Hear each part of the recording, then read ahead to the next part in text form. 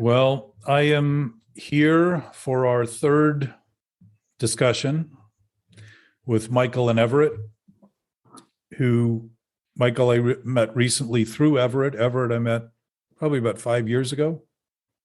No, longer than that, but Was it? a little over. Yeah. Maybe 6. About 6 or 7 actually now. Yeah.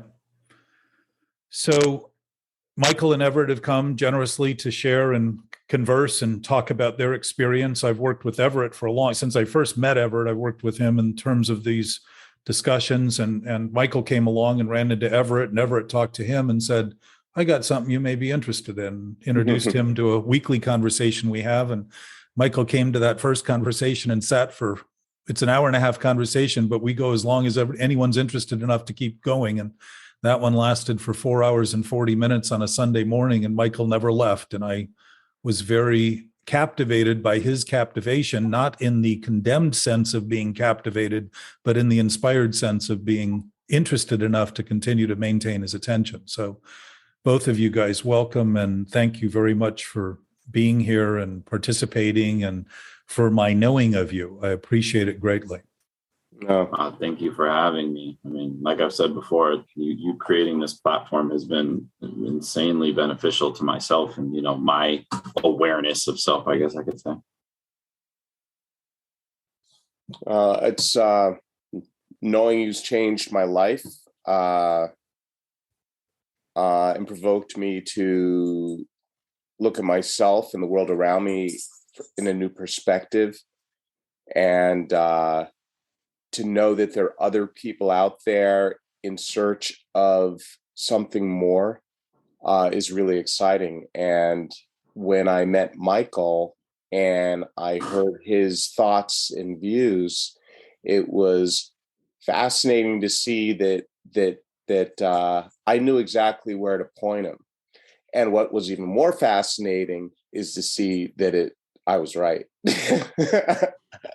I always wonder about that. I'm like, what did I say? And it just gets me to a point where I'm like, well, I think I was just being honest, and I was, being a little vulnerable and just being clear in the things I'm trying to do and the things I'm trying to get to. And that just came with time. And you obviously picked up on it in whichever way you did. So yeah, I agree with you. I definitely. And it's interesting too, because it wasn't a sense of like, it's not a question of like patting oneself on the back and to say, oh, I was right in that respect. It was that it's what Jack talks about, is that when we know, we really know. It's not that someone needs to really tell us. It was peculiar. I don't know, it's peculiar is not the right word, but you said certain things that resonated with me. And to be frank, I don't know, I can't remember exactly what they were, but there were too many things. But it felt, when we were talking that recently, and you're talking about that movie, and you said, wow, something's really troubling me about that movie. I was like, what, Michael? What is that? And you said, well, like the production value was, it's not exactly what you said, but what I got or what I heard was that, the production value was really high. These actors were phenomenal. Everything was perfect, but I just don't understand how come I wasn't in it all the way. And it was something as simple as the fact that these were American actors portraying French characters in mid-century and not mid-century, back in when was it exactly? Yeah, probably 1600s or something like that. But yeah, you were right. As soon as you said it's because you were aware enough to realize that you couldn't buy into it, and that was very eye-opening for me when you mentioned that. And I vividly remember that conversation because I was like, holy crap, I'm 2 years into this space of trying to, be sober and stay present and aware. And I was having a lot of trouble buying into that movie. And when you said it was because my level of awareness has changed, you're completely correct in your assessment, because probably 5 years ago, 10 years ago, I wouldn't even have cared to have that perspective. It's like the Matrix with the cat. All of a sudden, you're like, wait, there's something that's just not right. Yeah. The addictive tendency, historically, is to try and fix things immediately as though they'll stay fixed forever. So it's a constant attempt to feel better about things, while in fact the things we're feeling better about are getting worse because we're denying what's going on to be constantly focused on feeling and not looking at the source of the problem that has us feeling bad.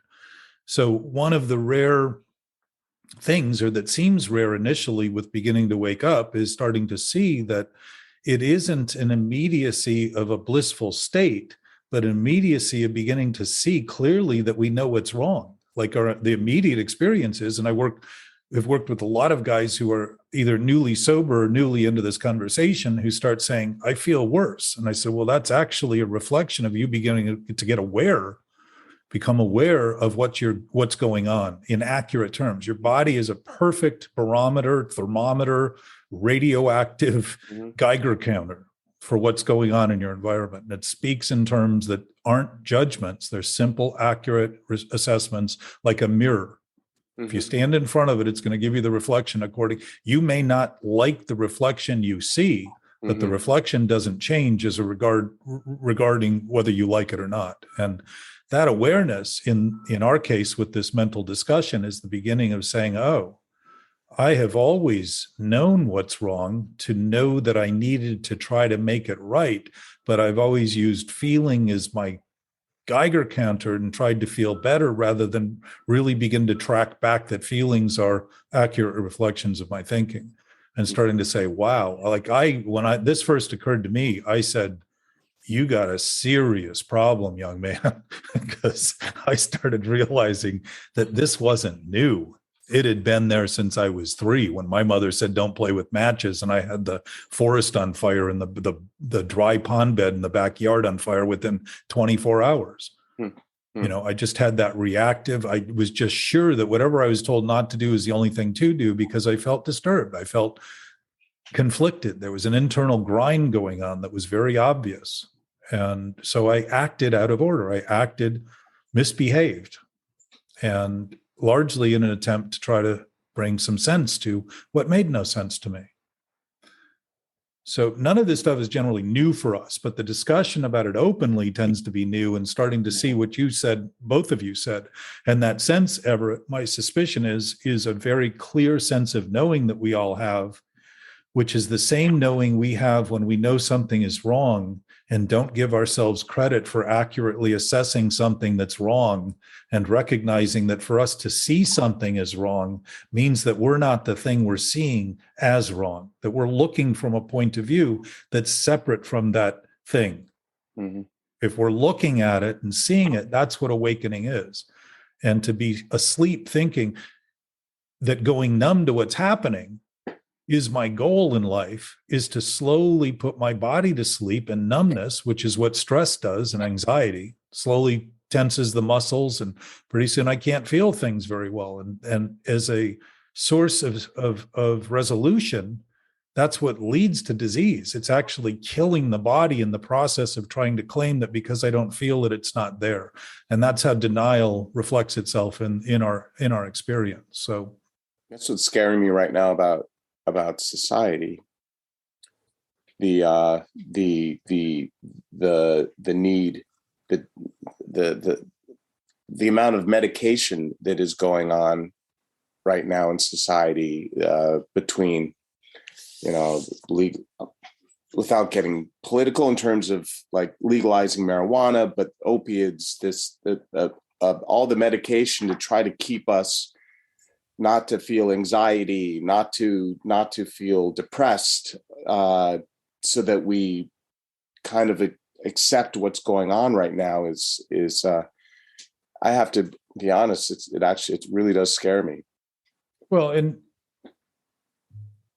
the fright in my experience is my own participation in thinking of it as something that I can have no impact on, that it's happening as though I'm a victim to it, rather than saying, to any degree I participate in that thinking, I am contributing to the thinking that allows people to kill themselves using drugs, alcohol, overeating, debting, suicide, whatever the steps are that people take to prematurely control their death, are components of my participation in a thought process that is incorrect enough to make believe is true when in fact it isn't.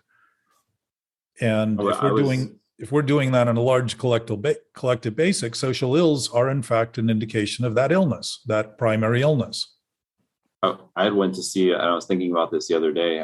Went to see a sleep doctor, I don't know, a few years ago, because I got to a point where didn't sleep for about a week. I just watched the sun come up for every day. I was like, I'm an insomniac. I need pills. What am I going to do? And I sat down and talked to him. And luckily for me, in retrospect, he just told me some holistic things to do. Get up earlier, get sunlight, things that would change my circadian rhythm. And I learned a lot from him, and he never prescribed me anything. I sat there on my walk the other day and I was like, man, I could have drastically changed I ended up in the last few years, because I know a ton of people that they have Ambiens or they have different things. And I just always question what would have been different for me if I would have been in a different doctor's office.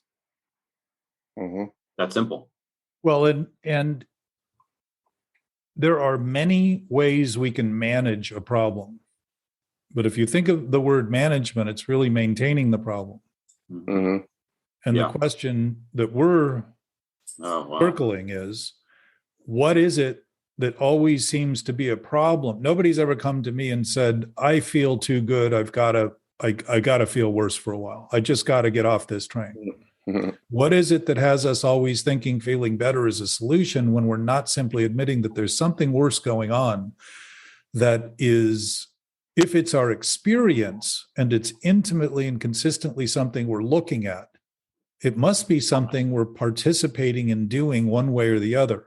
And to manage something to feel better about it and not notice the cause is to treat a symptom and not treat the disease. And this is really about looking at the essential characteristics of what the mental involvement of addiction is. And it isn't a diagnosis, it isn't a medical assessment. It's just a simple recognition that if we're disturbed and we're uncomfortable and we're uncertain and that we're in doubt, maybe what we're doing, maybe the immediacy of what we're doing is the cause, rather than all of the leaps we take to justify these feelings and sensations with society and the world and all the blame and shame we attempt to give others, rather than begin to notice it's really just self-generated by a self that's really a self born of thought, not a self that actually exists in an absolute way. So in that vein, I wanted to go back to Jackie and Gabe from our last, their third discussion. They left us with a couple of questions, which is, how do we maintain being while doing? This was Jackie's question, because she was talking about very often, how can I be the change I want to see? Not just change, because if I'm always changing, I'm already part of the change. I'm already part of making the difference. But if the difference I'm making is what I'm seeing in the world, that's not particularly what I want to see. So what am I doing that's allowing me to participate in a world where I keep looking at it and wondering why it isn't what it could ultimately be? It must be that what I'm looking at as an individual isn't quite what I could be doing in totality, in the best way, in the most functional way. And that isn't to suggest that's all I should ever be doing. If I am in fact not doing that, it would be worth looking at what I'm not doing to start with, to start to realize what may be done and what's possible to be done. She also asked, how do you know that you have what you need when you need it? And I think, in my estimation, the question is, how can I be at peace when I feel like I'm in need? How can I be at rest? How can I feel not motivated by those compulsions and those ideas that I need to get up and do something? And starting to see thinking is different from knowing, and starting to see mind is different than a brain.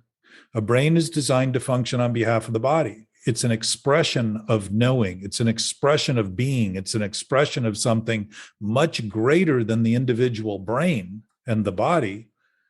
And if we just share something in nature and it never goes any further than that, that would be an expression of a greater awareness, that we all share it, that it's all natural to us.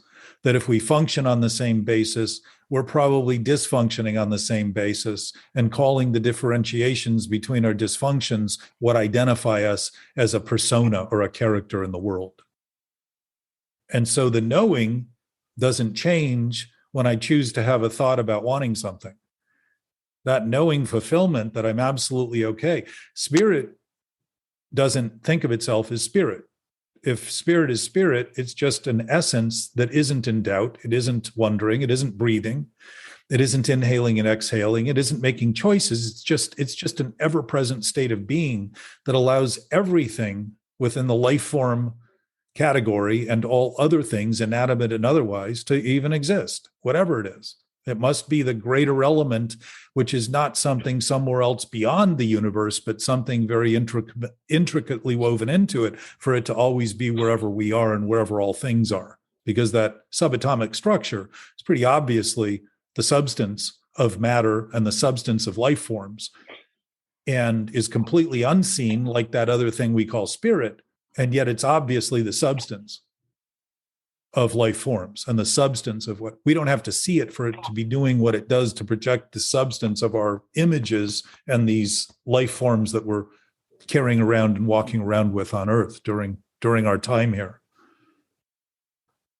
So that distinction's interesting and important, because to think of thinking as all there is and constantly rely on thinking to come to a conclusion would be to deny that that conclusion is already so conclusive that it never needs to be concluded because it's never been in question.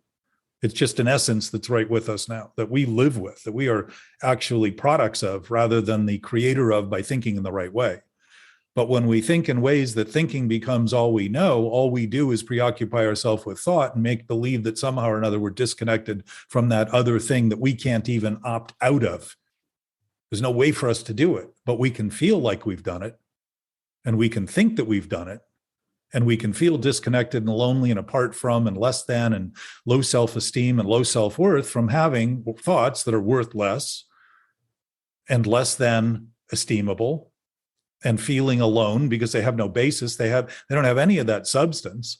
They're just basically forms of thought operating on appearance, which is what ego is. So Gabe's questions were, how do we live a fully aware life on a daily basis, which I would say we're always doing. We just don't always think we are. So to begin to concede that makes it a little easier to begin to see that thinking isn't our most reliable source, and it's going to give us impressions that aren't true. And yet, if we make believe, once again, we're going to rely on it exclusively as an addiction and it's going to solve the problem, we're actually promoting the problem, just like drinking and using and gambling and overeating, any of the different overspending, debting too much. All those things are eventually going to implode. It's just a matter of time. And to think that the solution isn't going to lead to that because it isn't happening immediately is to deny the future that will eventually come, and also the denial in the present that what's being done isn't the best thing we can do. It's actually a sick thing that we're doing, and it's actually not well intended. And it is an immediacy of the fears that we feel about society because we also recognize our own lack and dependence on things that are not reliable enough and truthful enough to be relied on. Our fear is an indication that we know something's wrong. And if the fear is clear, I mean, keep in mind that self-centered fear is very different than the fear when you are 8 feet away from a car in front of you doing 40 miles an hour, you don't tend to think a lot about what to do. It doesn't tend to be a mental grind. You tend to hit the brakes faster than your foot's probably ever moved to try and avert that problem. But the thinking, on the other hand, that causes that actually is putting us, it is the threat. And relying on it further causes more of the fear because we're relying on the problem and the threat as the solution. And it causes that fear immediately. And that doesn't make a lot of sense to us because it's irrational. It's insane. It's what ego's based on. It's the idea that who I am is what I think, and what I need to do is think more about who I am rather than realize that that sleeping nature of going numb is keeping me from an awareness of what's happening around me that I am aware of in spirit, I'm aware of as a being, but I'm not paying attention to as a human, and thinking that somehow I can overcome it by going deeper and deeper and deeper into darkness, which tends to be depressing. So Gabe's last question on these points was, are we to carry this message directly to others? I mean, how do we share this? Or is it proselytizing, a desire of ego? And I would say if we think we're selling it to somebody and trying to convince them of something, yeah, It's the idea I have something you don't. But as far as I can tell, if there's an infinite source, then we already have it. We're it. We're with it. We're a part of it. We've been given it. And our fulfillment of that is thoughtful expression of that infinite source.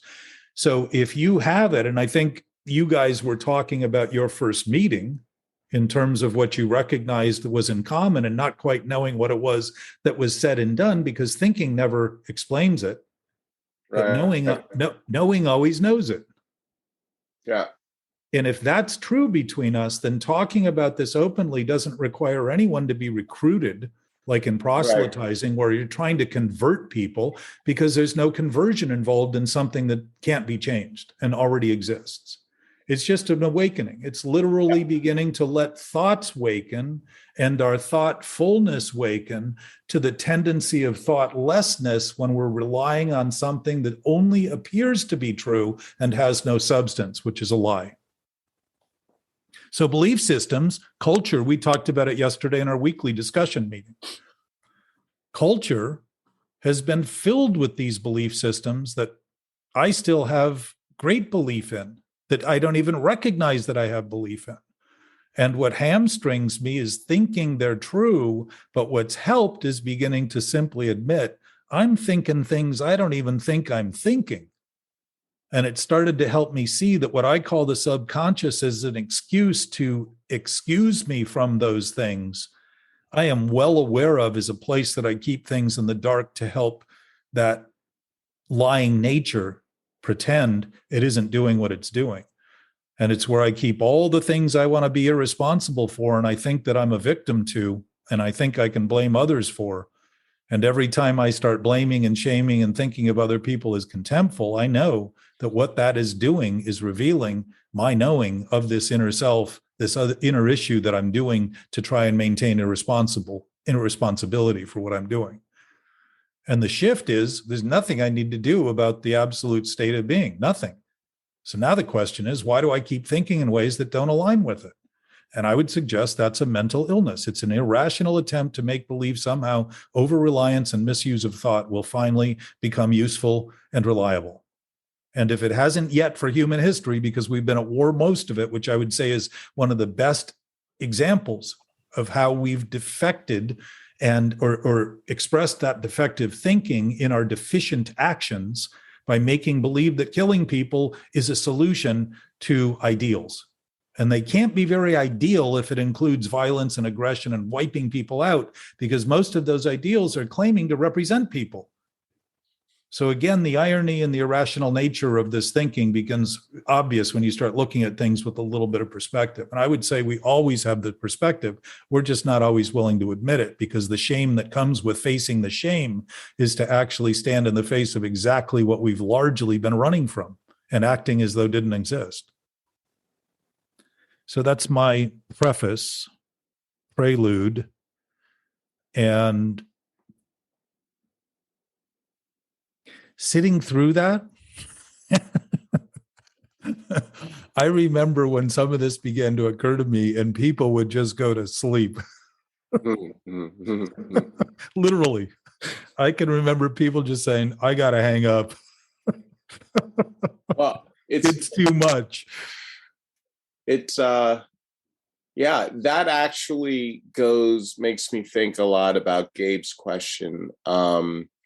Are we to carry this message directly to others, or is I don't know this word. Proselytize. Proselytize. It's like being a missionary. Yeah. A desire, if you go. We're taking the missionary position here. Yeah. Okay. That's how, Mike and I, we had actually met before this, before I turned him on to our meeting, or suggested he might want to just do a little look-see. And I think that when you're ready, I want to believe when you're ready, it almost finds you, because there's so many things that we hold on to our identity, shame of the past, being a victim, our addictions. There's so much going on that I think unless we have some of it in check, you just don't hear the words. Well, if there's an ever knowing, we hear the words, we are just preoccupied with doing what we can to deny them and defend against them. Mm-hmm. So that's the difference there, Everett, is it becomes, my estimation, if we're responsible by nature, because nature is responsible for nature, essentially, we're responsible, then none of these things can be missed by us, but we can think they are. And it again shows the over-reliance on thinking. Even in the shame and victimhood and addiction, the actual fact is we are ashamed for what we're doing because we know better. And we feel we create victimhood to make believe it isn't us. That's the irresponsibility. But how do you identify that? Because like for me, I thought I was making all the right choices. You feel disturbed. You feel like you can't quite keep up with all those good choices you're making. You feel like you constantly have to be feeding that machine to get there. You're trying to get somewhere rather than recognize if you're trying to get somewhere, you're claiming that where you are isn't it. Somewhere else. It's always somewhere else, something else, someone else. And that goes to the point, you know, I was with a friend and I'm seeing things that I used to do and I'm doing my best to not, you know, get on my soapbox and just allow him to be, because I can tell that where his mind is a familiar old place. And the thing that he kept coming back to was where he's going, what he's going to be doing, everything that's going to work itself out. And I know exactly my plan. And I'm sitting there looking at him like, your choices aren't going to let you live past 5 years. But for some reason, you're already living in the future. How'd you get there? Well, and your own awareness that there is no future other than in thought, because whenever the future comes, it's always present. And when the past was here, it was present. And the only difference between the two is what's changed since, or what will change then. That's it. Change is really a function of time. So right now in the present, the culmination of everything that's ever happened is here. Everything that's ever happened is exactly how things are right now. Everything. So what was seemingly the past is here. And my sense, Michael, is that when I began talking to people about this, I was trying to convince them, and I was trying to work on helping them see it and start to point out the things. But my own doubt in their ability to know it is what kept me thinking that what I needed to do was point out to them what was wrong when I was still seeing what they were doing as wrong, rather than just a delusional pursuit that was nothing more than illusion and just nothing more than a preoccupation of thought that never disrupted their absolute knowing state any more than it could disrupt mine. And that change, that was a game changer for me, because what was interesting is I didn't tend to say things the way I used to say them, but when I did, all of a sudden people came back with questions and would be a little more open to something rather than me just hammering them down and expecting them to finally concede. And I think that's to your, I was going to say, to your point, that's the first exchange I had with Everett. He didn't hammer anything into me. He didn't let me know nothing. Like he wasn't standing here explaining, you know, processing, whatever that word is. He just kind of shared, and this is kind of where I've gotten to, is just share where you've gained knowledge or how it has benefited you, and how that person's response is going to say everything. But you were looking. See, that's the thing.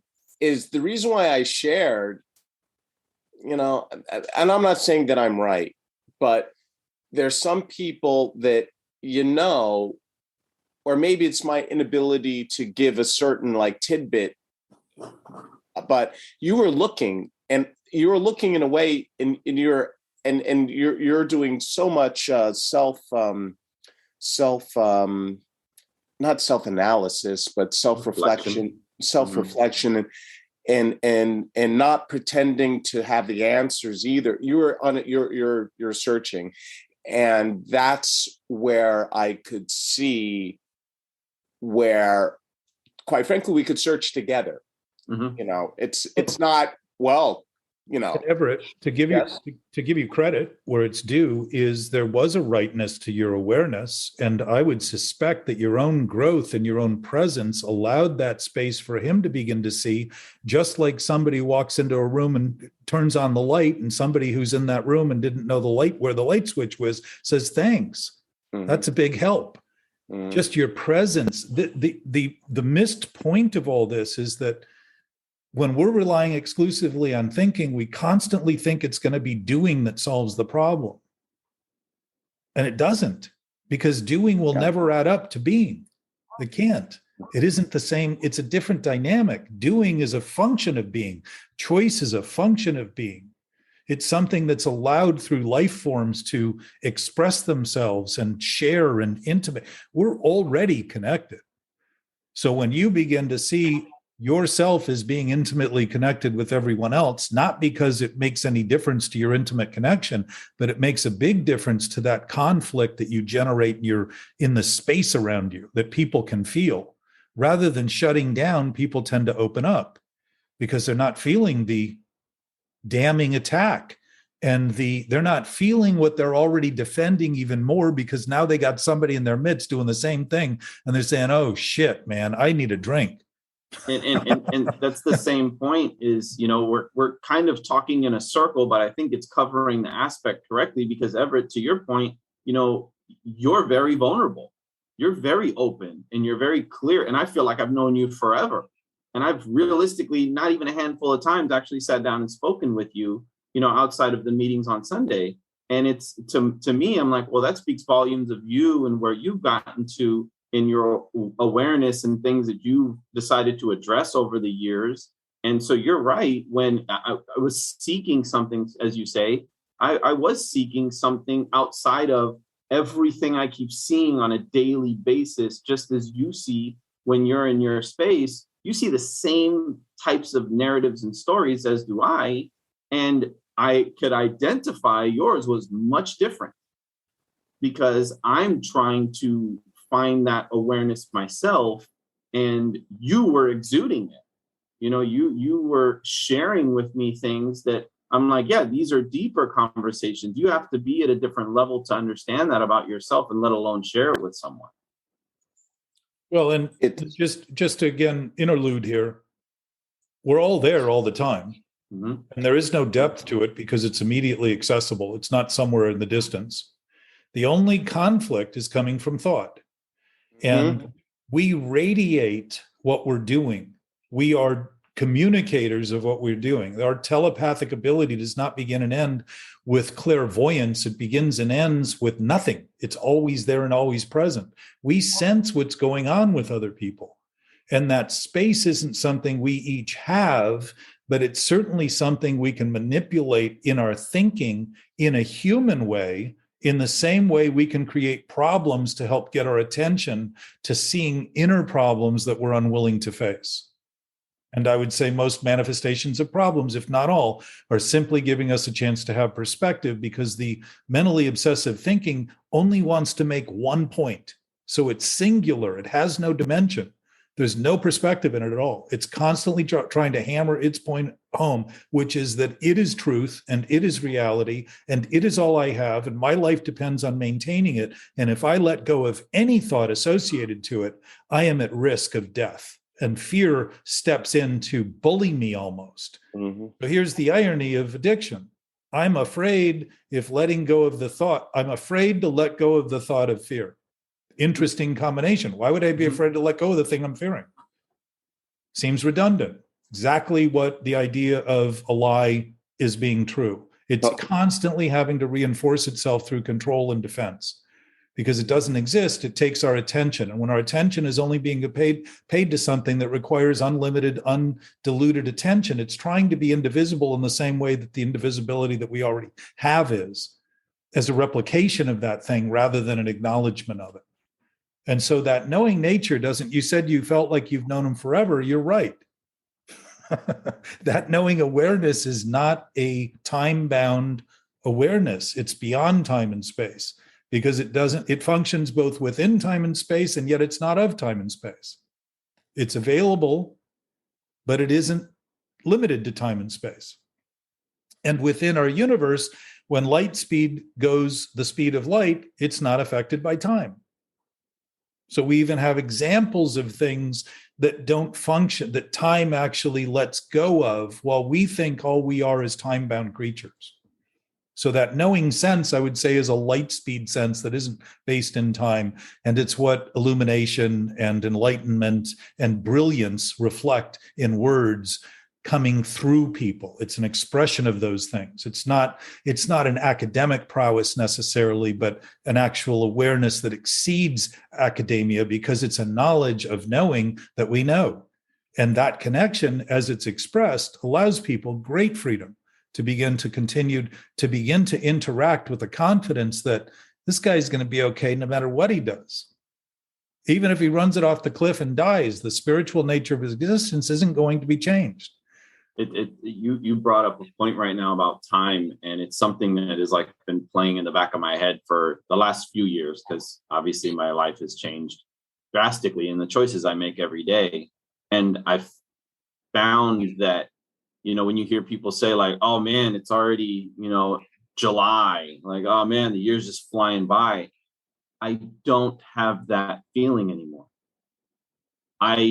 Because I'm so present in the day, I'm not, numbing myself, or I'm not choosing to, do anything else, anything that would numb me. It's the best way I could explain it. I remember vividly through journaling as well. I remember my week. I remember my day. Like I'm sitting there looking at the date and I'm like 17th. Geez, so many things has already happened. I feel like we're in May or June, but realistically, time is moving differently for me now because I don't have blackout days. I don't have days where it just kind of flew by and I wasn't fully present. And that's one thing that I've noticed recently. It's very eye-opening to say the least, but time is moving differently for me right now. I'm embarrassed to say that I forget how old I am. Yeah. I really have to force myself a lot of times to keep track, not because I care, but it's because of it. Somebody asked me. Yeah. Well, time just moves differently. Think of Mark in our discussion. I mean, he's 93. Mm-hmm. He had a heart attack and died for 5 minutes and came back to us 2 weeks later. And yesterday he looked like nothing had ever happened. He was as vital and interactive and aware. His brain was not affected. And he sounds like a kid. Yeah. Yes, he's very much engaged at a level that's very much revealing of an awareness that well exceeds what would typically be considered to be limited by his age. And if everyone only gave him credit for his age and started thinking, well, don't expect much from him, he might probably fall prey to that opinion too and start living on that basis rather than elicit what he's been offering us as a group of 12 people every week that's talking about this openly and interactively. You don't pull punches either because of his age.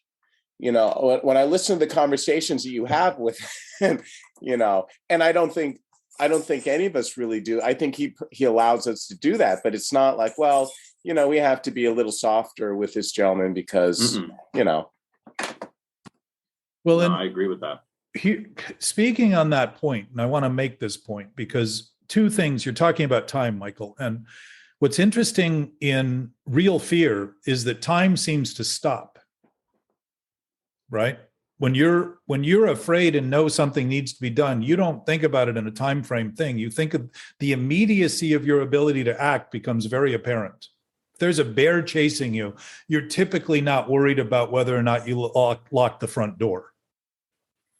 Right? So time just sort of evaporates in that moment because my sense is there's no moment, there's no time in the present. If it's always new, it has no past, there's no time continuum.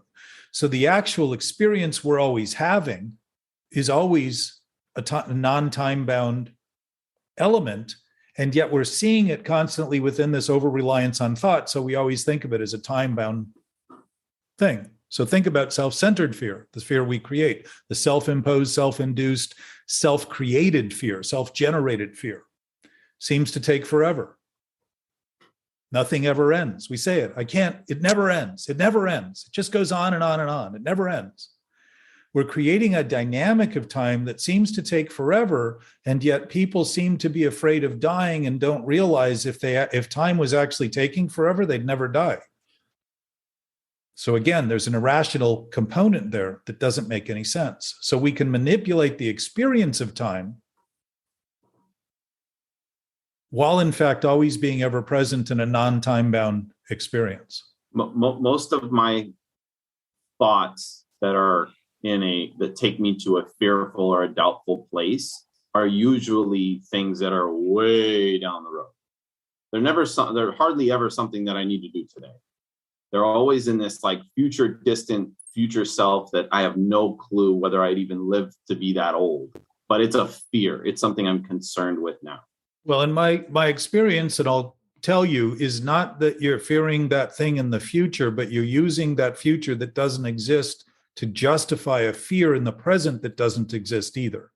Mm-hmm. If it's self-induced, you're going to come up with any excuse out there to use, because there would be no justification in your right mind, literally, to do what you're doing if you didn't have a good mapped out excuse and justification.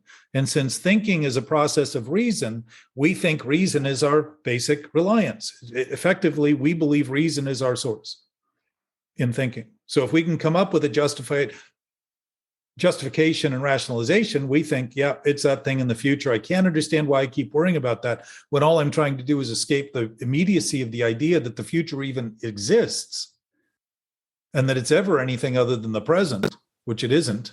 There is no future out there other than by consideration, just like a lie. A lie has no other basis but in thought. The universe is not lying. The universe is doing exactly what the universe is doing for as long as it's been doing it, and it's predictable. Once it's understood, it's predictable. When it isn't understood, we think the universe isn't predictable, when in fact it's our lack of understanding that causes a sense of unpredictability. So shifting awareness and starting to realize that if we're always in the present and there is no past, and then listen to your conversation, you'll start hearing that you talk about the present as though something you can get out of and are out of when you're simply paying attention and thought to something else obsessively. And you think all of a sudden, I'm not in the present. And think of how far a leap that is for thinking to imagine that it could void the nature of the entire universe by just being obsessed with itself. Again, showing how fundamentally we think thinking is our source rather than see that our source is our source and thinking is a byproduct of that source. Something humans do, not something humans are. Start to shift that a little bit. And the fact is, it isn't something we need to get to in thought to be there. And if you begin to make that concession, you'll start to realize, if I'm always there, who am I kidding? Why do I feel like a joke? Why am I ashamed? Of course I'm ashamed acting this way. Knowing better and acting this way where I make believe that somehow I don't, and that all I am is what I think. And then I go about my life trying to argue my way into those positions and personas and characteristics and fight for them, because now I think the fight has to do with what I think rather than the fact that an absolute nature has no fight. There is no fight.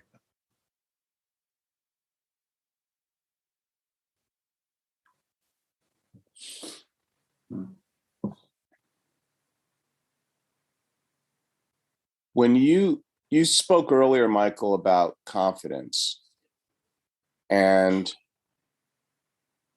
I thought it was interesting with respect to Jackie's question. There, do I have it? Here it is. Yeah.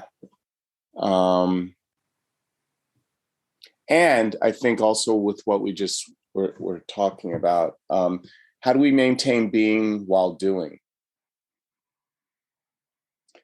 And Jack, would you say that we could apply, literally what we're just talking about in terms of projecting into the future, or we're thinking about our fears in the future,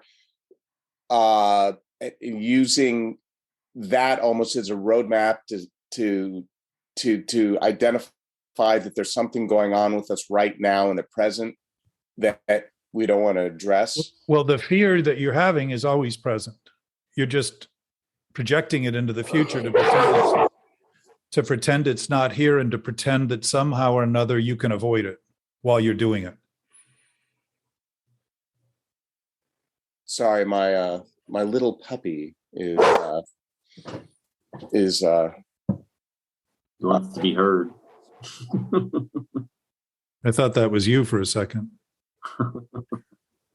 And yeah, the what he's mentioning is, how to maintain being while doing. I think there's a confidence that the pedestal you talked, or the pendulum you talked about earlier, like you have to find that balance, because if you're not confident, it's hard to be while doing. But let me ask you a question. If being is infinite and it isn't a choice and it can't be opted out of, and it isn't something that comes and goes, isn't the lack of confidence the fact that you think it's up to your balancing act to conclude it? Again, thinking that it's your choice and your decision to actually be, rather than say, think of a teeter-totter. We spent months on this in the group. Teeter-totter, if I'm always feeling out of balance, and I always put something on the other side, I'm trying to bring balance to something without asking, what is the balance? Why don't I just take the weight off the other end and let the teeter-totter be balanced on its own? Why am I constantly trying to manage and have confidence and have ambition and drive and do things, rather than just going over and taking the sandbag off the teeter-totter and let it simply level out? But the other aspect of a teeter-totter is that it has to be on stable ground for it to teeter and totter. So in a more metaphoric sense, that stable ground is the balance that we naturally have, and the fact that we make choices, and that teeter-totter represents opposites. So good and bad, negative and positive. A lot of people say, well, all I want to do is think positive thoughts. And I say, well, you wouldn't want to only do that if you weren't maintaining negative thoughts. There would be no reason to do that. And to exclude your awareness from recognizing what you're doing seemingly in the dark because you're so ashamed for doing it is to think that what you're doing is so wrong that you can't even face it. And to think that way is to live in a way where you're absolutely trying to deny what's going on as the basis for your existence. And it can't go anywhere well, because your whole experience is based on an idea that your confidence needs to actually pretend that what's happening isn't even happening. So whatever's happening, you're not going to be interacting with very well. And that goes on, and that's human history right there. Think of all the philosophies and all the ideas that have been floated to try to fix people, all the self-help. Why do we have so much self-help if it's helped? It's a burgeoning industry of how to fix people. So you were asking earlier, Michael, how do you know? Your own discontent tells you that. Your own discomfort tells you that. Your own dis-ease, lack of comfort, tells you that. And it isn't something to stop. We're so addicted to the idea that we can treat the symptom and be better and skip along and look better. And I'm just going to go buy a new suit and put on a new car. And I'm going to, get the new girlfriend. And everything's going to be different. And everything seems to be the same with different faces, places, times, and events. It's literally what you just said is literally the first thought that popped in my head. How do you make it stop? Yeah. Yeah. So we're addicted to the point where we don't even recognize what we're doing and pretending that all we're doing is going to fix it again, because we have a whole new series of thoughts. And it's kind of like eating radioactive poison and thinking, you know what? I'm just going to heat it up before I eat it. And I'm going to use salt and pepper. And I'm going to put some butter in it. But I'm going to keep eating it. And somehow I'm going to get it to taste better while I'm eating more and more poison and becoming more radioactive and threatening my eventual survival with ideas that give me the temporary impression that I've got it fixed. So this concession is, I've mentioned before that, and I'm not one, given the amount of control I exerted over my whole life while things were completely out of control, I would never have mentioned this years back. But I had a panic attack when I started looking at this, because all of that fear that had been driving me in all of those directions that I constantly felt someday I'd get right When I started realizing it was all delusion and it was all an illusion and it was all made up, it was literally make-believe, like a kid wanting an imaginary friend, and that friend just happened to turn out to be a real bastard. And I was that bastard making believe that if I could counter myself long enough and hard enough, somehow I'd sort out the negotiation. And that it had always been me. I'd been at the center of it by creating something that I didn't want to admit I started, and so I didn't want to think I could end. And that is a sick way to live. But my body erupted at 5 a.m. in a coffee shop, and I turned gray and had to walk outside. I just dropped my pen and walked outside because I felt like I was going to faint. And a woman coming toward me, I could see her knees almost buckle because that experience of connection, she knew something was happening, but didn't know what it was. And her knees sort of dropped for a second, and she looked, and I gave her a couple of hands to say, I'll be okay. I just need to breathe. And my whole body, all that stuff I'd held for so long just started to melt. It started to dissipate. It started to disappear because it's never more than a foggy notion taken so seriously as to feel so dense that it has a life of its own, that it's doing it to me rather than being created by me. And it's just a self-serving mechanism to justify doing what's absolutely insane. Now, it isn't to suggest I can't do that and I shouldn't do that, because if I'm doing that, it's exactly what I should be doing.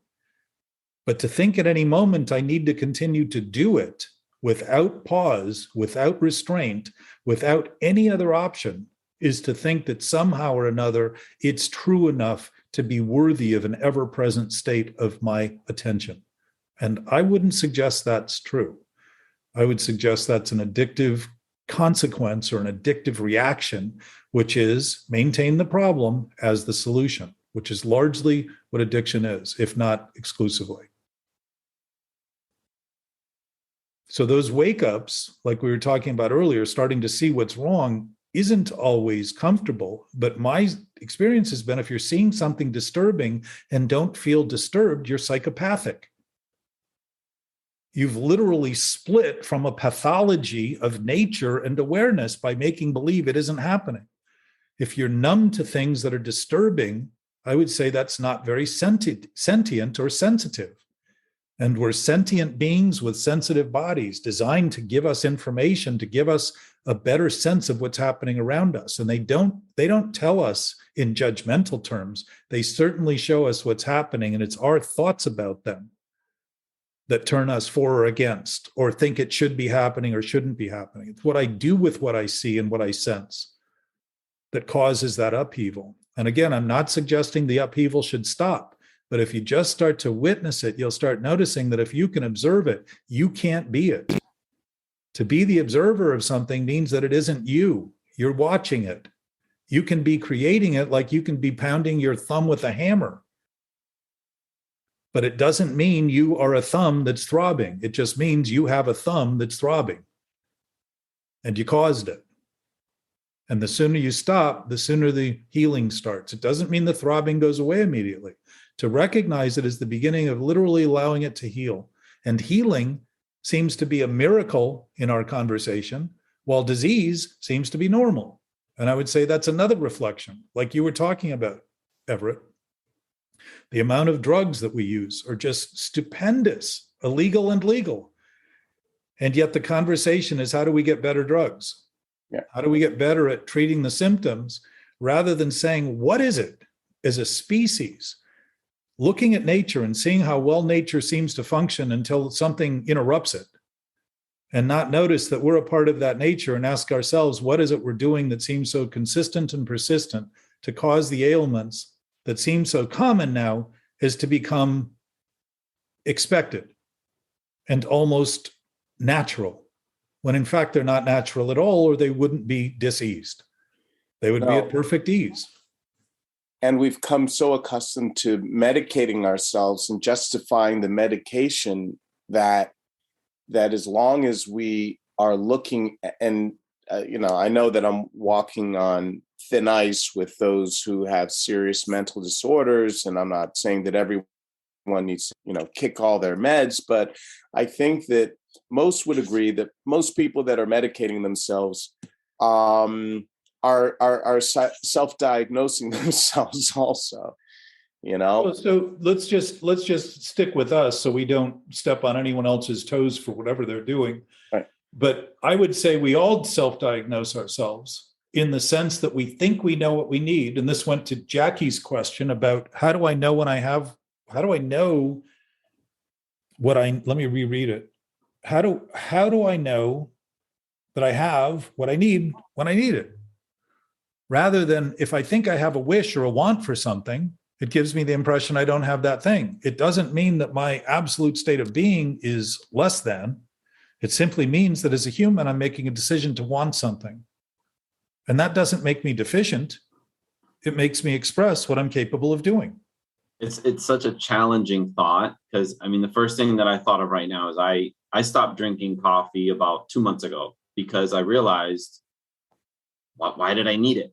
Why did I believe that I needed it? Every time, same time, every day, made it, it was my routine. I had it done. And then finally I just woke up and I was like, I'm just not going to have it for a little bit and see what happens. And nothing changed. I found that I didn't need it. But getting to the point, it's been I've drank coffee for years. And it wasn't until November of 2021 that I was like, wait, do I actually need this? Yeah.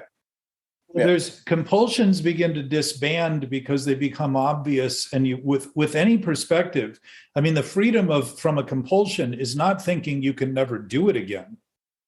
That is not freedom because that's condemnation. The freedom is saying, I can do this as much as I want. I can overdo it as much as I want. And when you start to have it accurately, because that's accurate, you start to have the perspective of saying, well, if I can be free to do it ridiculously, I can be free not to do it at all. And start to see that choice always allows not to be chosen. It's a natural byproduct of choice. When people think there's no other option, there's no other choice, they're lying. Because if there were no other choice, the thing you're making wouldn't be a choice. It would be something that you couldn't avoid doing. And yet we frame it as a choice, claiming there's no other option. It's not true. Again, revealing that the nature of this impulse is lying. The idea of a lie isn't a wrong thought. It's that the wrong thought's right. And those thoughts have collected into cultures about lots of things that are wrong, that are really corrupt. And cultures tend to corrupt themselves at certain points. The greatest cultures on earth have all come apart at some point. The greatest marauders, Genghis Khan and the Romans and the Egyptians, they've all had major empires that all fell apart. Every single one of them, because they never really were together. They were just driven by over-ambition and overconfidence and over-demands and violence and aggression and a sense of necessity for survival when, in fact, everybody was surviving the whole time. They just weren't doing it under the banner of the ideal of the people who thought that they were running things and thought it was up to them to control things. So another aspect to your point, Everett, about the substance abuse, our bodies are chemical factories. And what's often overlooked is that often the things that we're being given in terms of drugs and herbs and all that kind of stuff. And again, I'm not taking a position because there are people that have deficiencies in their bodies. Right. And historically, they're born with them. And people straighten out very often when they get things that are appropriate for what they're doing. But here's the interesting thing. When we are constantly subjecting our body to this state of emergency that's self-imposed, not only does time change and this gnawing fear exist, but our bodies take that fear as being real and start releasing chemicals and creating chemicals for an emergency that doesn't even exist. Right. And we end up depleting our bodies of chemicals that are designed for bodies to feel well. Serotonin, dopamine, oxytocin. There's all kinds of things. And I'm no expert in chemistry at all. But there's all kinds of things that are overused because they're used when they're not needed by a chronic. Normally, emergencies for us last about 20 or 30 seconds. They're very seldom day after day after day after day for decades and lifetimes. And genetics has probably been altered to try to adapt to this constant subjection of anxiety and stress that humans have managed to make believe is natural. when in fact natural doesn't seem to be very stressed at all, except for a lot of what we do with it as humans. Mm-hmm. They don't seem to fight the animals in what they're doing, and the animals never seem to create it. The animals didn't seem to eat enough salmon to threaten the entire population, but humans have managed to get close to starting to impact those populations. And I'm not, again, taking a position right or wrong. I'm simply observing that there are things going on that we've been directly causing that are easy to overlook, but they're very emblematic of this same sort of voracious appetite, like a cannibal eating itself. And at some point, that self runs out. There's nothing more to eat. So these thoughts that we have eventually eat us up, literally eat us alive. It's mentally obsessive thinking is very much like a cannibal eating itself. And even in the history of cannibals, which have been pretty repulsive amongst humans, you never heard one eat himself. They seem to know better than to do that. So this addiction isn't just an addiction for exterior illegal or legal drugs. It's an addiction to causing the release of drugs in our system and relying on that adrenaline and all those sorts of things as a natural state of excitement to induce an experience that's equal to the damning nature of our thinking, but really has no business in our system at all, because we're incapacitating ourselves while we're doing it and actually creating the eventual emergency by manifesting the problems in the world and the life that we're leading to justify that, well, I guess I was right the whole time. I should have been afraid of the future. And I've been a participant the whole time in creating the future I claim to dread and wonder it will never come. And then I go ahead and create it to make sure it does, so I can say, yep, 20 years ago, I was right to be afraid. What does that do? Help reinforce that right now I should be worrying about 20 years in the future, rather than saying, what's my potential now?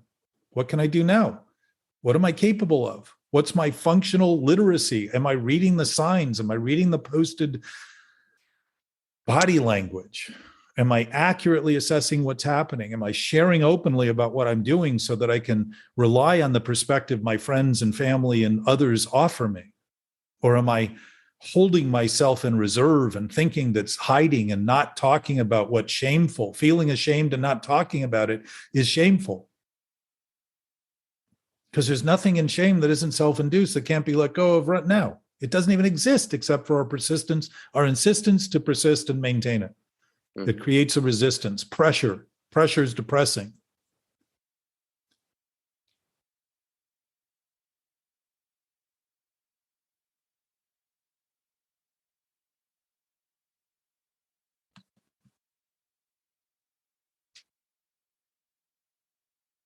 I'm always wondering what Everett's thinking.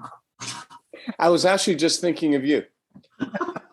I was going back to the confidence thing. But think of that. That's beautiful.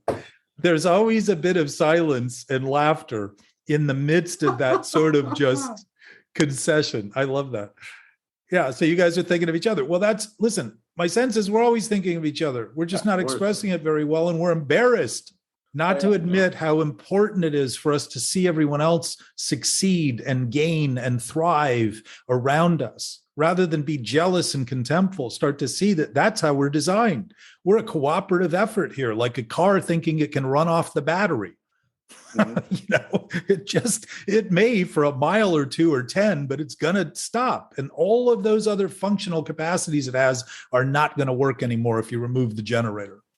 And our generator is an absolute knowing state of being that does not stop and has no limit of power, because it isn't based in the energy in this universe. It isn't based in that. It's just a presence that's absolute and at perfect peace, loving, caring. And that was a healthy perspective that I just took, because I've identified a while ago that I'm a very, very empathetic person. Like, I used to watch movies or shows or have conversations with people, and all of a sudden I wear their story, and it burdens me, and I feel bad. And all of a sudden I'm just going through these narratives, and I've recently gotten to a point where I'm like, hey, you can think, just like I said, I wonder what Everett's thinking, but to actually try to go into his head, now I'm doing the same thing again. I'm just manifesting this story and this narrative, and I'm doing it.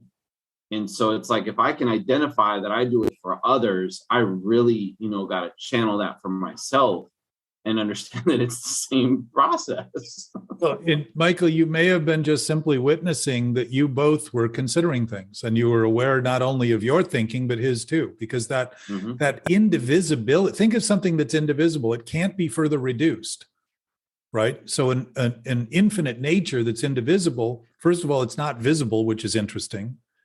And yet, if it's the nature of all things and we can't see it, it means that seeing is believing doesn't hold much water if all we believe in is what can be seen and think that there's nothing beyond that. But that present awareness is our awareness. And my suggestion is that you were just simultaneously aware of each other thinking. You're just noticing, yeah. And the silence obviously creates a little platform for that. But that awareness is our natural state. But I think there are a couple things that I think are beautiful, or is beautiful. No, a couple of things are beautiful. It was an authentic moment because you expressed honestly what you were thinking. And the other, well, it actually started with a pregnant pause, right? Or the silence. And when we don't try to fill silence with just random, when one can embrace the discomfort of the silence or that feeling of the moment and organically allow something to happen, and that's what happened. You didn't force the moment, and I'm kind of stealing from Meisner right now, I have to say, but he was brilliant and when studying human nature, but there's the moment. No one's forcing to try to sound brilliant, but there's a question that you verbalized, and I gave, which was an honest. Was it an assessment or what? I don't know exactly. Proclamation. Observation. Observation. It was an honest observation, and then I gave my honest response, and then we're actually having an honest dialogue. Now, mind you, too, going back to your confidence thing, because what's interesting, I have a thing with confidence, not because I think that the word confidence is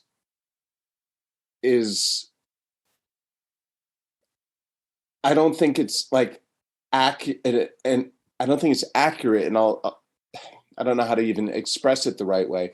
When I'm more concerned about you, Michael, in a moment than I am about my appearance, I may come across as confident in how I'm able to communicate. But it's not because I'm trying to be confident. It's simply because I'm not thinking about me with my ego. How am I doing? Do I sound smart? Do I look good? I'm actually more interested in you. And that's something that I actually learned, again, it was as an artist, that once I stopped being concerned on how well I was doing in front of, let's say, the camera, or even writing, but like in front of the camera or on stage, like, here, when I move my body this way, or I point that way, or I nod, or raise that eyebrow in this form, right? I may think in my mind, in my sick mind, that I might look like a confident actor, but it's all absolutely artificial.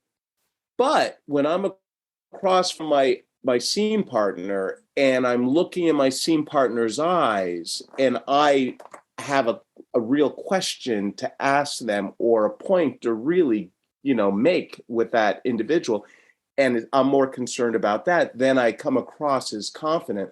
But the thing is for me, I don't care about confidence. Like when we met the first time, I wasn't concerned about winning you. I just wanted to learn more about you. So I may come across as confident, but that's not what I'm aiming for. It's authenticity, really. And it's actually trying to milk as much authenticity out of the moment as possible. And I don't know if the word confidence exists. I have a problem with the word confidence, but only after I got sober. Consider also that it's the source of con game. confidence game.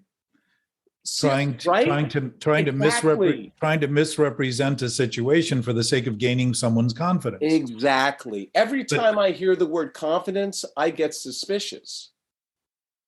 It's like, and I think we share that, because I've grown to understand that I worked with or had friends that I believed were confident men. And the more I reflect and think about it, I'm like, man, there was zero confidence. They were exuding it. They were putting on a show. right. It was there. And me being this obligatory by nature person who just wants to become this version that they like and become this version that they appreciate, or at least, that they'll accept. It was another kind of detachment in, am I being genuine? And I believe, coming back to the exchange we just had, it was just genuine. Right. There was I wasn't confident in even saying that out loud. I didn't even realize I was saying it out loud, but I shared it because it was just like, why not? There's no judgment and there's no shame in what I'm about to ask or say. But before, I used to reserve those comments or reserve that statement, because is he going to be okay if I say that? Is there going to be some rejection? But instead, it's just being present, and it's awareness. And I think a lot of the questions we came back to is it's a lot about being aware and being present. And think of this. If acting is a great metaphor, because Shakespeare said humans are actors on a stage. We're all playing our parts. We're all playing our roles. So if acting is what is doing, right? We're all deciding to be an actor by doing. We're all taking actions. And confidence is about having trust in something. And if what I trust is the self I think I am, to the exclusion of trusting what's actually trustworthy, which would be truth, right? Then I'm all of a sudden creating more and more and more commitment to the ideas I have about what I think, rather than recognize that a trusting absolute source doesn't need trust to be both trustworthy and absolute. Mm-hmm. And I can start taking my hands off of all these human endeavors and recognize that they're natural. And it's the same natural connection you guys are talking about discovering in each other and having in each other and not quite understanding. And it shows that reason and understanding is irrelevant to knowing. Yeah. Like children immediately, they just... That's right, children. But that's the beauty. The beauty of them is that they trust, and until, they're, we mess them up, if we mess them up, but they're perfect. They start off perfect, at least in my opinion. They start off perfect, and they're trusting. They haven't learned fear. They want to be fed. I don't have children, so this is really from an outsider's perspective, but the beauty, what makes them, for me anyway, so cute is their trust and their honesty, and why they always steal the show. And then somehow, we start to lose that as time goes. Well, my sense is we don't lose anything. We just start accommodating people around us and making believe. This was part of where I was going with the fear breakdown. We start accommodating people and making believe that pleasing them is our road to success. Bingo. And as I start thinking that, what I begin is to get dishonest about what I'm doing in the name of making somebody else happy, thinking that I'm going to be saved. So in the breakdown of, we're very commonly aware of flight, fight, and freeze, right, as functions of fear. So in real fear, where there's a real threat, all of those things are designed to save us. But in self-centered thinking, flight is actually escaping into compulsions that are killing us. And freezing is actually denial turned numbness in our body, which makes us less aware. And people who aren't aware of what's happening are much more susceptible to real threats. Mm-hmm. And what did I say? Flight, Freeze. Fighting is denial, defensiveness, defiance, right? So here's all these exact same things in a false imposed fear, a self-centered fear, a self-imposed fear that's imagined, not real. And all the consequences are exactly the opposite of what would normally take a threat and put it to rest. They actually become the threat itself. So the fourth one that's been added in recent years is fawning. And Gabe brought this up. Sturgis brought this up in our first conversation. And he said, fawning has been added. And I said, that's interesting. And all I know of fawns is having watched a mother with her two deers, and everybody said, oh, they're so beautiful. And I said, look at the mother. She is as anxious as any, her eyes are darting in every direction, knowing that there is a potential threat out there. And she's got those kids to be aware of. And she is constantly aware of that. She is not at ease at all. She's beautiful and graceful and all that, but she is concerned right now, very anxious. So I realized fawns probably stay close to mom. They do what they can to stay close to that awareness of who's going to protect me here, who's going to do the best for me, who's going to solve my problems, who's going to feed me when you're 2 years old. I mean, think about it. We come here without any capacity to take care of ourselves, and somehow most kids are taken care of enough that we have 7.5 billion people alive. Not because they're doing it, not because they're self-supporting, not because they're able to function for themselves, but because there's an awareness of what to do for people. So fawning is effectively people-pleasing. And as a source of helping to reduce a potential threat by being overly nice to somebody to produce a threat, to reduce their potential threat, is what enabling is. And enabling is the core disease of addiction, because it says that what I can do for this guy, I'm going to help, but what I'm really helping myself to is the idea that I'm helping, while what I'm doing for them is actually hurting them, because it's giving them the impression that they have no internal guidance system in their own. What they really need is my help. And it's like a parent giving their drug addict son a lot of money and say, here, I'm going to buy you a new car. That car is, I have friends, those cars were pawned. They were sold. They disappeared, stolen per se, and they'd get rid of them to get the cash for the drugs. We do that when we make believe that we're being cordial and well-mannered and nice, when in fact we're not being honest at all with people. We're offering them no value, and as a matter of fact, we're undering value. And why would we feel self-worth doing that? We wouldn't. Why would we feel low self-esteem? Because we are doing inestimable things. They're not esteemable. It's not honest to go around and manipulate people, making believe that if you don't confront them and say anything about them, they'll be better. And to the point you made about Mark and not backing off him, I know he's fully intact. And what's interesting with his 93-year-old body is he's got a 12-year-old mind. Mm-hmm. And as you and we interacted with him and contested with him a little bit and got into it, he woke up. He got better. He didn't get worse. He didn't start crying and running to mom and all. He started stepping into the conversation at a level that he didn't think he was ready to do. He at first kind of put some barriers up, and then he walked into it wholeheartedly and started saying, oh, I see that. I didn't realize that's what you were saying. My words are different than yours, but I see exactly he started to open up in a way that was really revealing.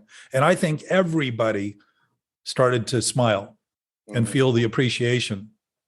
And that awareness is what we share. It's natural here, and it's natural for everyone. It isn't somewhere else, and it isn't something else, and it isn't someone else. It's you and I here now. And everyone listening, everyone everywhere, simultaneously right now, all in this present moment, all of us. So the questions that, Gabe and Jackie left us are really about, what do we do with it? And it's exactly what Alyssa and Sturgis ended with. Okay, so we have a perfect source and it's absolute. How is that practical, was Alyssa's question. And Sturgis was, why do we always talk about when fools rush in, and not mention that the second half of that is where angels fear to tread? And I would suggest that angels, if they're angels, aren't thinking about how they can be liars. They're honest. They're angelic. If they're even metaphors, it would certainly not include something that was demonic in nature, by attempting to create an illusion and make believe that it's truth and reality, and then fixate on it as though getting it better and having confidence in it is a goal that's worthy of actually even pursuing. And I've had many guys come to me and say, you know, I'm really seeking my true self. And I said, do the world a fucking big favor and just stop. Because if it's true, it ain't lost. And you're not going to find it looking harder. All you're going to find is more and more justification for the fact that your search is never right because you're claiming it isn't here. And if it's true, it's here now and who you are. And let's just start there as a premise rather than think we're going to get it better. So confidence and ambition and all those things, they're not things you can't have. Because if you think about the ideas you have, if you have confidence in an idea that can be brought to market, for instance, in business, it means you're dealing with something that hasn't happened before in a way that it's been brought to market. If it were, you wouldn't need confidence. You'd say, look, there's 9,000 companies selling this. I'm just going to be another one of them. And I'm going to try to make it a little better, a little cheaper, and have it more available to people immediately around me. But is it confidence? Is it just for you? Is it just when you believe, you believe? Well, but belief is a form of... Jack, I think you love me. I'm not going to say I feel confident Jack loves me. I know it. Yeah. Well, there you go. And you see in the knowing, there is no doubt. And as a result, there are no questions. I think there is no uncertainty. I think that's my problem with confidence, because confidence is almost to me implying that there's doubt.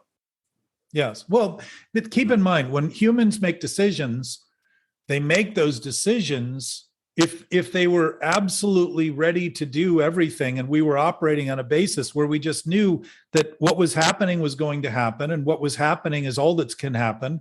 And that would mean it would be the best and worst that can happen. And there wouldn't be a judgment. We'd just be acting from a much freer state of mind. Yeah. Right. But the fact is, we would probably be conceiving of things that are more natural and wondering how to harness them or express them in a way that would be more meaningful for humanity. Energy would be a great example. There's plenty of energy in this universe, and it's never been depleted. Law of conservation says that there's no more or less energy in the universe at any given moment. It's just transforming in some way or another. Now, we haven't been good converters of energy. We've finally relied on solar, which is clean, but it has its byproducts. There's wasted, panels and all that kind of stuff. And there's probably stuff that would absolutely work that takes almost no effort at all because it's fueling the universe. But if our basis in relation to all that there is, and it may sound pompous and arrogant, but if you imagine that it's only pompous and arrogant to think of ourselves as not being part of the whole, if the whole exists, what would be pompous and arrogant is to think, and grandiose was to think we're not a part of it. Mm-hmm. That we're just lowly creatures struggling on an earth, trying to get by with all the stories we tell, rather than say, well, if we are in fact part of all that, then we have the absolute capacity to express that. And if our relationship to it is not being part of it, then when we look, all we're going to see are things to convince ourselves that we're not part of it. And we always call it as humans discoveries when we do those things out there. They're not discoveries. They're things that have always been there. In some way, they've almost always been there throughout the history of this universe. And for us to claim them as discoveries just to show how much we think it's up to us and how much, rather than say thanks, we're saying, I got to go do that thing. If my relationship to the thing is backward, the chances are I'm not going to think in very productive ways. And so what have we done? Created answers and solutions that all come alongside pollutions and contaminations. Just like corruption, if I'm successful by making lots of money and I'm robbing people, that corrosive thread will eventually implode. It can't go on because it has no sustenance on its own. You can't continue to maintain something manically without eventually just killing yourself and dying. And that's effectively what addiction does. It just spends itself in ways that are unnecessary and ends up contaminating the process to the point that something catastrophic happens to put an end to it. That's largely why all the great empires have failed. At some point, the deficiencies, they keep expanding and expanding, and their deficiencies become critical to the maintenance of this thing that gets so big, and you begin to see the foundation was always weak. It just didn't have a structure big enough to prove it. So bigger terrible moment that has to happen before the change comes. Like a terrible moment. Well, only because we seem to deny pain while we're having it. And then when it gets too great, finally use it to admit it's been telling us something's wrong. And think of that in your process. It was certainly that way for me. I thought denying pain was the goal, being painless all the time. So what did that mean? I wasn't registering what was going on around me. I was constantly denying and thinking that overcoming it was the best thing for me. That was my management style. So what was I? Numb. I was cold to things. What's cold? About 20 minutes after death. If you've ever felt a body that's 20 or 30 minutes dead, it's cold. All that heat and all that energy and all that activity that's keeping our bodies functioning goes away. And all of a sudden it settles into the ambient temperature of the surroundings. And it's an odd thing to feel a body that you're used to feeling as warm as 65 degrees. It's very odd. And if that's the goal, then I'm not only numb to what I'm feeling, I'm numb to everything going on around me, and my interactive capacity is almost eliminated in any functional capacity. So dysfunction and defectiveness would be natural, would become natural to a dysfunctional state of thinking.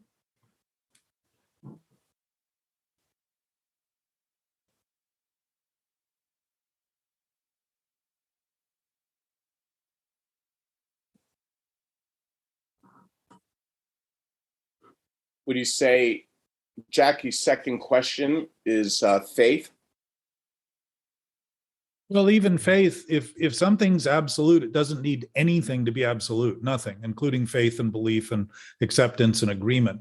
The difference is our human capacity, and we're going to start wrapping up, and I want you guys to be considering the next questions, because I think we're on top of them right now, or we're in them. Back to Jackie's question, my experience is that when we begin realizing there's nothing we can do about something that's absolute, and yet we have it absolutely, is to become free to start recognizing that doing and thinking is subsequent and a byproduct of that being nature, not an attempt to get to that being nature. And if I think I got to get there, I'm already at odds with it and wondering why I feel at odds with the universe. And imagine how far we go in our excuses to blame the universe as being imperfect and defective when it's what we're thinking about it that's imperfect and defective. So if we can leap that far, it shows that we have an awareness there's something out there to blame that's huge. And we must not be considering that awareness a part of what we actually have, to be so busy blaming and feeling victims to it. So as that becomes the awakened meditation, and I'm not a big closed eyes silent meditator. I tend to meditate when I drive because it's the best chance for me to see how contemptible I am about what other people do. And it really reveals to me how many ideas I have about what people should be doing. And no matter how full I feel of peace and satisfaction, it's a perfect time for me to witness, I got some work to do today. I got a little undoing to do. And this isn't a new redoing. It's about starting to just let go of the ideas that have been maintained by this chronic attention that we've been giving them in an addiction, and start to see that when we don't attend to them, they just evaporate. They start to disappear. You'll see things that you stopped doing a month ago and don't even notice, because nature is a lot easier to live with in time than the lack of nature seems to take when we're perpetuating it. So there's an ease to it. And all of a sudden you say, wow, I used to react. I used to hate this person. I used to have so many ideas. I used to hold them in contempt. It used to be so hard for me to listen to them. And it's like this concept that we need to stay away from toxic people. And I said, why would that be true if you weren't toxic? We think of it as everything else but what we're doing. And that shift is worth noting and starting to contemplate and consider. The awakened state of our being is a form of meditation because it's at perfect peace and it doesn't include thinking. Our human state of awareness introduced to that is put at ease because it says, oh, wow, I'm in the midst of everything. I'm in the midst and connected to it all and everyone and everything, all of it, not some of it, not somebody that likes me and does things that I like and doesn't annoy me because they respect my boundaries that I set as defenses and then claim that if they violate them, they're the problem rather than my limits. but start to actually see that this unified nature has always been here and it just hasn't been expressed. It simply hasn't been within human interest to stop and say, we're each at the center of the problem, and yet we all share the absolute, it's not even a solution, the absolute state of being that's never had a problem. And it begins to sort of reflect where these questions come from. How do we be? Well, if you begin to admit that you always are, regardless of what you think, and begin to let that be your mantra while you're seeing things critically in the world, and start saying, well, there's a thought that I never see things critically that I'm not holding in contempt for what I'm doing, ever. It's always based on my thinking about them. It's not them, because I'm seeing them in some faulty way to imagine that it's them and not me. If I'm sourcing the opinion, what's the problem but the opinion, not the thing I'm attaching it to? So that awareness we share, and what's funny is when you begin to actually operate on it a little bit, you've been operating it the whole time, but when you introduce it to thinking and start operating on your human capacity in relation to it, you'll start laughing at how long you've known it, because you always knew you knew it. You just didn't quite know what you were doing about it because you were stuck in a loop of addictive thoughts in relation to what you thought. And keep going to thinking. And you can see when you go to thinking, because you'll start seeing that it creates a volley of preoccupation and disturbance and awkwardness and discomfort and shyness and embarrassment and all those kinds of feelings that we tend to want to keep to ourself. Who's the self we're keeping it to? The one we imagine ourselves to be in thought. Not who we are. It's just more thought, harboring more thought. Mm-hmm. So what do you guys think about next time? And this, by the way, was great. I'm witnessing from my point of view that as these discussions go and everyone's listening to them, that they become, we now have gotten in the first episode effectively where we got the last 2 times by the third episode, because we talked a little more about the ego and the internal conflicts and all of the things we use as excuses to justify that we continue using the excuses to justify that we continue using the excuses to justify continuing to do what we make believe is true and real. And that sort of evaporated a little quicker this time.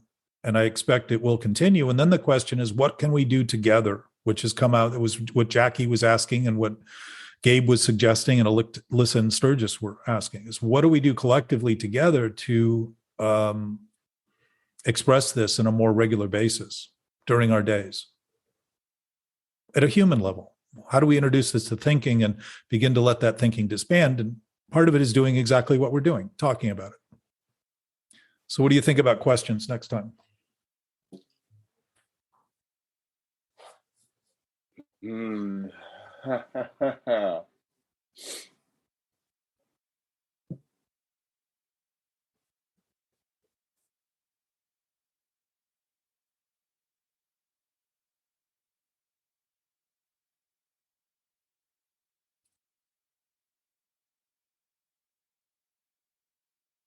Hard to think of questions when you know everything. Right. It's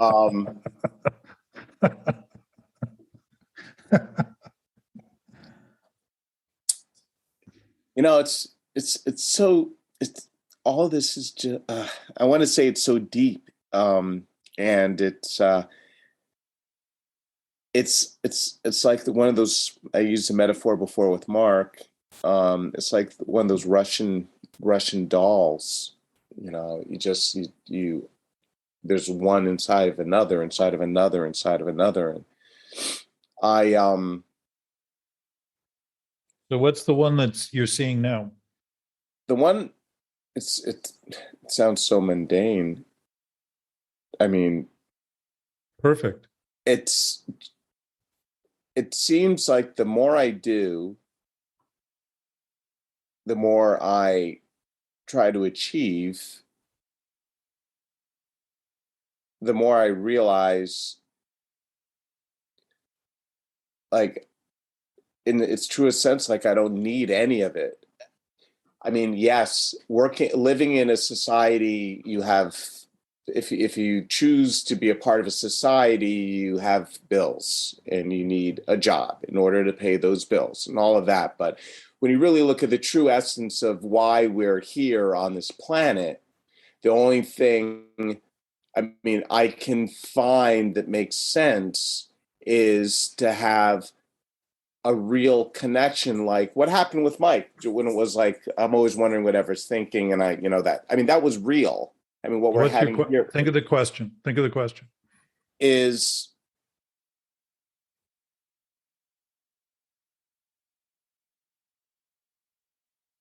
if love is the common, I choose to believe that love is the common denominator. I mean, that's really what all of this is about.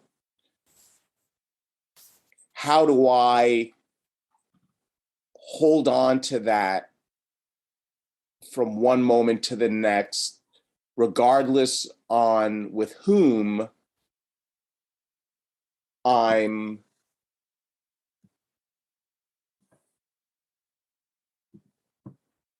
not, I don't know, if conversing with, Who you're interacting with. Who I'm interacting with, exactly. Because I have to believe that like love has to be the answer. As cheesy as it might sound, that what I'm saying right now, but I mean, it has to be the like why we're here. Cheese is good, by the way. What's that? Cheese is good. Cheese is excellent. It's just so weird you're saying this. I'm going through a cheese phase. I'm like binging on cheese. Ask Britt. I'm just, right, cheese for dinner. Everett, you are right on the heels of the other two conversations. And if you go back and listen, you'll hear that it's a version that is not an aversion to the essence. It's just another way of asking and looking and wondering, what am I doing to prevent what I'm always in touch with from being expressed? And that's a beautiful question, because to ask yourself why everyone else is wrong and how they're going to fix it is to ask an impossibly difficult answer. But this answer is very much within the realm of what we can do by beginning to see that it's all we're ever doing. We just don't think we are, and starting to let thinking sort of do what it does naturally when it follows the leader rather than tries to become the leader. So, Michael, what do you think? Well, if you're done, Everett, I got was the more done, the more achieved. You don't need it. But if love is the common denominator, how do I hold from one moment to the next, regardless of who I'm interacting with? How do I hold it? Yes. I mean, I want to elaborate on Everett, but it's you. It's what? You have Everett has to be that love. Well, what if he is? Then he doesn't have anything to do. Mm-hmm. Now what can he do? Everything, anything. Mm-hmm. Then it just becomes like an act, Everett. You don't have to be on stage to be an actor, but when you're there, it's pretty much expected that you're going to do everything you can to convey that playwright's concept to that audience and make that connection so that people have a greater breadth of awareness. Well, it isn't a demand, and some actors fail at it. But interestingly, most of the other actors buoy the one that fails. And when they fail, it tends to create a dynamic that nobody expected and offers everybody a little bit more than they naturally would have seen if everybody was robotically going through the motions of doing it right in one way. Well, so, Michael, question. So many.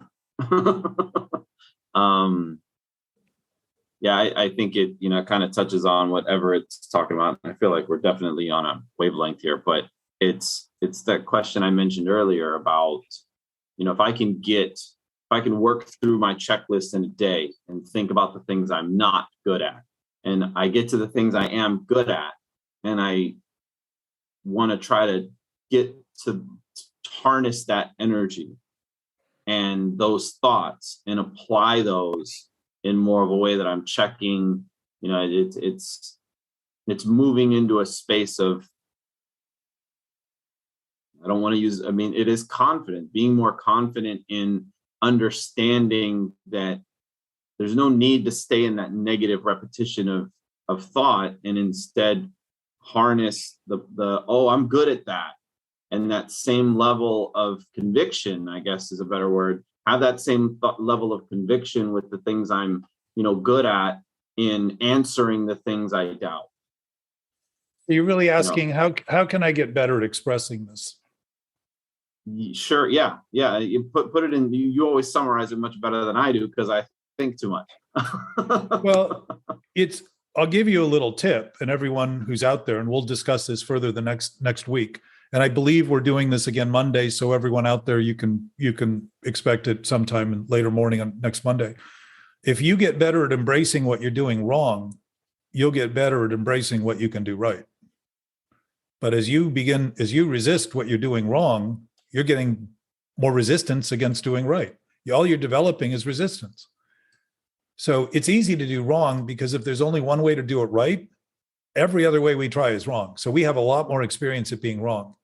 And to pretend that all we should be doing is right is to set up an impossibility for, this is exactly where addiction starts. It starts this impossibility that we're going to march down the road and only do it right. And then any deviation from that, we are holding ourselves in self-contempt and hatred and self-loathing and all of those other self-abusive tendencies, all because of what? We set it up. We tried to do what we can't do. Things are right and wrong all the time because they're judgments. I can assure you that everything that's ever happened has simply happened as it happened. And it didn't happen because it was right or wrong. It happened because it happened as it happened. And we've been having opinions about it and thinking our opinions were preoccupations of how it should be, thinking where we are is not where we should be, rather than start to see that all we've done is cultivated all kinds of mythologies and superstitions and cultural mores and creeds and rules and regulations of how to operate when we haven't even been willing to do what we've been doing. That's a pretty sick basis for those sorts of things to evolve out of, which is where confidence and ambition and belief and faith and hope and all that stuff derives from. You need no faith in something that's trustworthy. And you know what? It'll always be trustworthy. You don't have to think it's trustworthy. And guess what? It's trustworthy. And the only thing that will suffer is your experience when you make believe it's not. That's all. And when you look at it simply, you're looking at it accurately because it isn't any more complicated than a very simple action. So I love you guys, and I'm honored to be a part of your world and everyone else's who's listening and not listening, and to know that this isn't something that is impossible to convey because it's something everyone already knows, if in fact what we're talking about is accurate enough to have any basis at all. Till next time. All right. Love you, gentlemen. Jack. Looking forward to the next one. All righty.